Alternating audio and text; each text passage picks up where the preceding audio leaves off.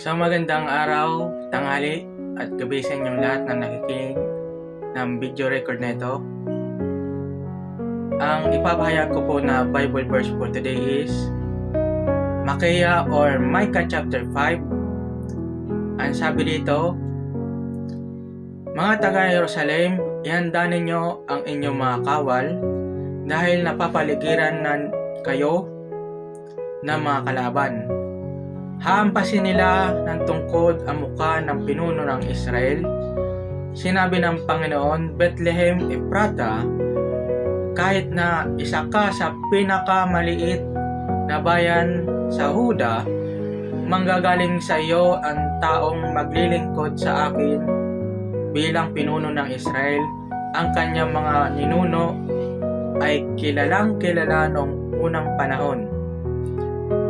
Kaya ang mga mamamayan ng Israel ay ipapaubaya ng Panginoon sa kanilang mga kaaway hanggang sa maisilang ng babaeng namimilipit sa sakit ang sanggol na lalaki na mamumuno sa Israel. Pagkatapos, ang mga kababayan ng pinunong ito na nabihag ng ibang bansa ay babalik sa kanilang mga kapwa-Israelita. Pamamahalaan niya ang mga mamamayan ng Israel sa pamamagitan ng lakas at kapangyarihan ng Panginoon. Ang katulad niya ay isang pastol na nagbabantay ng kanyang kawan. Kaya mamumuhay sila ng mapayapa dahil kikilalanin ng mga tao sa buong mundo ang kanyang kadakilaan. Bibigyan niya ng mabuting kalagayan ang kanyang mga mamamayan. Kapag sinalakay ng mga taga-Assyria ang ating bansa at pasukin ang matitibay na bahagi ng ating lungsod, lalabanan natin sila sa pangunguna ng ating mga mahuhusay na pinuno. Tatalunin nila at pamumunuan ang Assyria ang lupain ni Nimrod sa pamamagitan ng kanilang mga armas. Kaya ililigtas nila tayo kapag sinalakay ng mga taga-Assyria ang ating bansa. Ang mga natitirang Israelita ay magiging pagpapala sa maraming bansa. Magiging tulad sila ng hamog at ulan na ibinibigay ng Panginoon para tumubo ang mga tanim. Magtitiwala sila sa Diyos at hindi sa tao.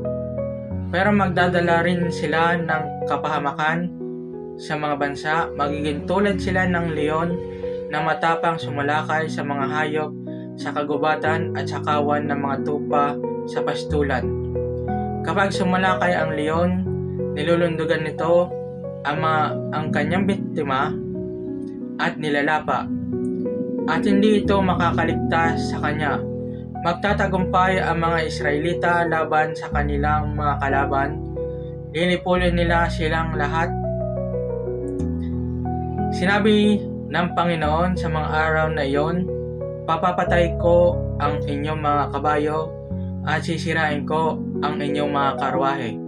Gigibain ko ang inyong mga lungsod, pati na ang mga napapadirang lungsod.